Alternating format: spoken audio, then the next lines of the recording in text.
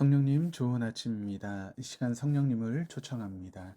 오늘도 내 안에 오셔서 하나님을 기쁘시게 드릴 것을 소원하게 해주세요. 오늘 말씀을 통해 구체적으로 무엇을 해야 할지를 깨닫게 해주세요. 깨달은 것을 삶 속에서 실천할 수 있도록 도와주세요. 아멘. 오늘 함께 나누실 하나님 말씀은 로마서 1장 18절에서 32절까지 말씀입니다. 사람에게는 모두 자기 중심성이 마음에 있습니다. 그런데 그것이 우리를 살리는 것이 아니라 오히려 우리를 망칠 때가 더 많은 것 같습니다.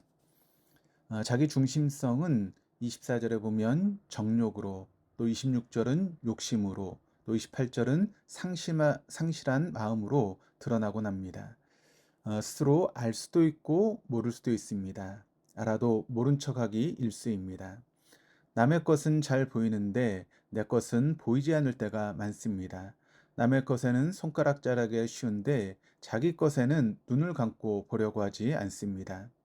18절에 모든 경건하지 않음과 불의가 여기로부터 오는데도 말입니다. 하나님의 진노가 있습니다. 꺼려지고 불편할 수 있지만 하나님의 진노를 부정할 수는 없습니다. 감정적이고 소모적인 사람의 분노와는 다릅니다. 하나님의 진노는 하나님의 정의에 기반을 두고 있기 때문입니다. 정의는 그 칼날이 매섭지만 날카로움의 세기만큼 사람을 지키고 세상을 보호합니다. 그러므로 하나님의 진노를 본 자는 추상 같은 삶을 살아갈 수밖에 없고 하나님의 진노를 수용한 자는 하나님과 독대하는 자리에 설 수밖에 없습니다. 쓰지만 마셔야 하는 이 잔을 거부할 때 하나님의 의가 아닌 자기 의가 자랍니다. 나에 대한 나의 배신, 자기 중심성이 자란다라고 하는 말입니다. 자기 중심성은 하나님에 대한 부정이기도 합니다. 그러니까 사람에게 있는 자기 중심성은 하나님조차도 자기 틀에 가두게 됩니다. 하나님의 영원성도 자기 틀에, 하나님의 사랑도 자기 틀에, 하나님의 정의도 자기 틀에 끼워 맞춰 자기만의 이미지를 만들고서 우리가 그것을 하나님이라고 부르기도 합니다. 결국 우상의 탄생이 이루어지게 되는 것이죠. 자기 중심성의 투영. 오늘 23절이 이렇게 기록을 합니다. 스스로 지혜 있다 하나 어리석게 되어 썩어지지 아니하는 하나님의 영광을 썩어질 사람과 새와 짐승과 기어다니는 동물 모양의 우상으로 바꾸었느니라. 사랑이 잘려나간 하나님, 정의가 제거된 하나님, 복으로만 살찐 하나님, 성공의 마이스터 하나님. 성경의 시인이 노래했던 나의 하나님은 나만의 하나님이 되어 내 기준에 맞추어 평가받고 또 선택되고 세워지고 그리고 결국 폐기되게 됩니다.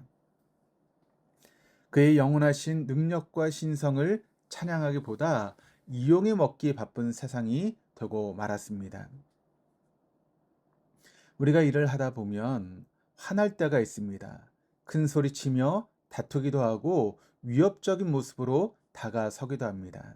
그러나 진노의 수준에 이르면 싸우기보다 차라리 방치해 버립니다. 내버려 두는 겁니다. 최소한의 간섭도 하지 않고 내 할 일만 합니다. 우리와는 차원이 다르지만 하나님도 진노하시면 그냥 그 사람을 내버려 둔다 하십니다. 사도 바울은 세 가지의 버려두심을 말씀합니다. 정욕대로 하도록 내버려 두시고 부끄러운 욕심대로 하도록 내버려 두십니다. 상실한 마음대로 하도록 내버려 두십니다. 한마디로 이야기하면 자기 중심대로 살도록 내버려 두십니다. 무슨 짓을 해도 간섭받지 않으니 좋겠구나 하고 생각할 수도 있겠지만 그 결과는 참담합니다. 성적인 타락과 우상숭배, 동성 간의 성교와 21가지의 악덕, 불의, 추악, 탐욕, 악의, 시기, 살인, 분쟁, 사기, 악독, 수군거림, 비방, 하나님을 미워함, 능욕, 교만, 자랑, 악의 도모, 부모 거역, 우매, 배약, 무정, 무자비. 이와 같은 것들이 펼쳐지는 세상이 도래할 수밖에 없습니다. 자기 중심성에 방치된 인간들이 만든 세상이요, 죄악에 넘겨진 인간들이 살아가는 세상의 모습입니다. 더욱 안타까운 건 그 행하는 자들이 자기들만 행할 뿐 아니라 그런 일을 행하는 자들을 옳다 합니다. 악의 연대가 이루어지는 것입니다. 그리하고 스스로를 옳다 여기니 마음이 정말 힘듭니다. 또 한 명의 연예인이 목숨을 끊었습니다. 물론 실수하고 잘못할 수 있지만 스스로 목숨을 끊을 수밖에 없을 정도로 몰아가는 세상의 모습을 바라보며 마음 한편이 참 어렵고 무겁게 느껴집니다. 연애를 하는 사람들을 보면 사랑하는 사람에게, 연인에게 사랑을 확인하는 그런 의미에서 연애 편지를 쓰곤 합니다. 연인의 사랑을 확인하고 마음을 얻고자 쓰는 편지일 것입니다.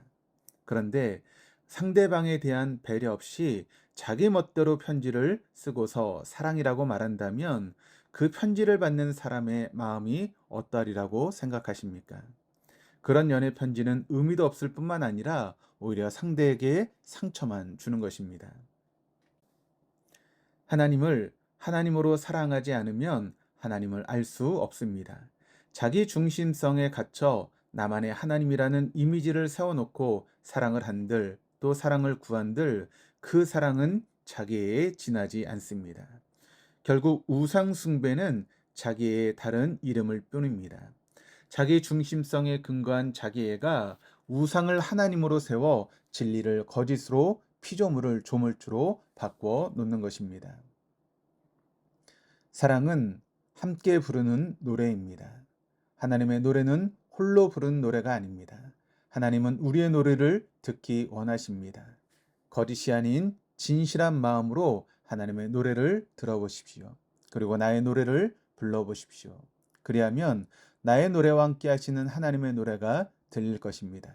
하나님과 함께 부르는 노래, 이는 사랑입니다.